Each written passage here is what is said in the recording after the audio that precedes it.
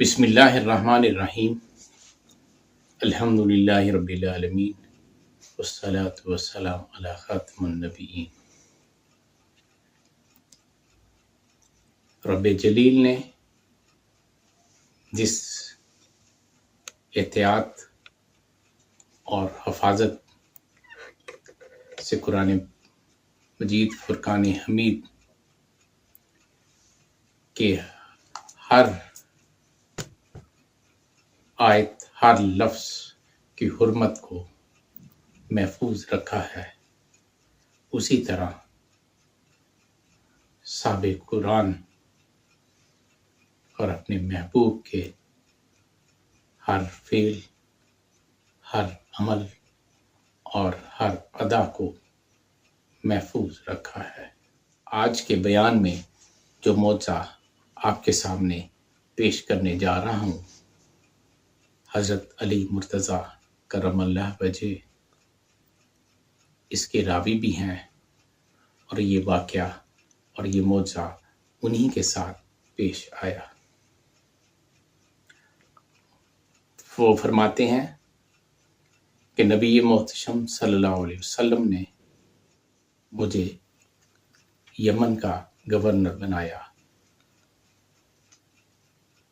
میں نے نبی کریم صلی اللہ علیہ وسلم سے عرض کیا کہ میں جوان ہوں، میں وہاں کیسے فیصلے کروں گا؟ آپ صلی اللہ علیہ وسلم نے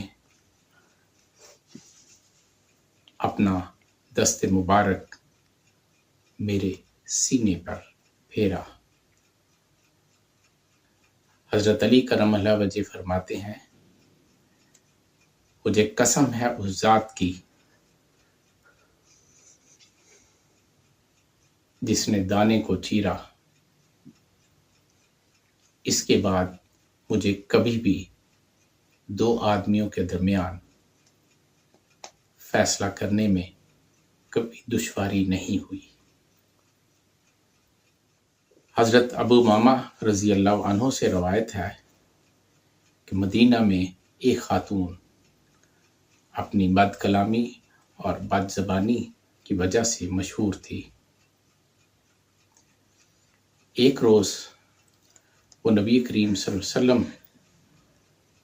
کے پاس اس وقت حاضر ہوئی جب نبی محتشم صلی اللہ علیہ وسلم مسجد نبی میں سرید تناول فرما رہے تھے۔ اس خاتون نے نبی کریم صلی اللہ علیہ وسلم سے سرید مانگا۔ آپ صلی اللہ علیہ وسلم نے اسے عطا کر دیا۔ وہ کہنے لگی کہ میں نے وہ نوالہ جو آپ کے منہ میں ہے وہ طلب کیا ہے۔ آپ صلی اللہ علیہ وسلم نے اپنے منہ کا نوالہ اس خاتون کو دے دیا۔ اس خاتون نے وہ کھا لیا۔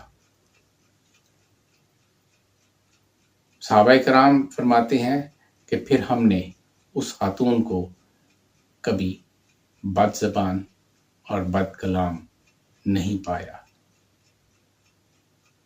وما توفیقی الا باللہ۔